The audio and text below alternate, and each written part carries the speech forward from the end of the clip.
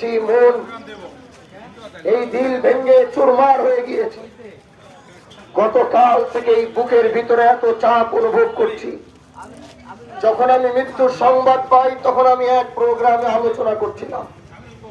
আলোচনা শেষ করার পরে দ্বিতীয় প্রোগ্রামে উঠার মধ্যবর্তী অবস্থায় সংবাদ পাই। তারপরে আমি আমার কথা বলার শক্তি হারিয়ে ফেলেছি। কারণ যারা আগামী বাংলাদেশ, যারা গড়তে চায়, বাংলাদেশ নিয়ে যারা ভাবতে চায়, বাংলাদেশকে যারা বিশ্বের দরবারে উঁচু করতে চায়, বাংলাদেশ থেকে যারা অন্যায় অবিচারকে নির্মূল করতে চায়, বাংলাদেশ থেকে যারা দুর্নীতি মুক্ত করতে চায়, কিন্তু তাদেরকে হত্যার মাধ্যমে এটাই বাংলাদেশ প্রমাণ করে বাংলাদেশ দুর্নীতি মুক্ত হতে চায় না।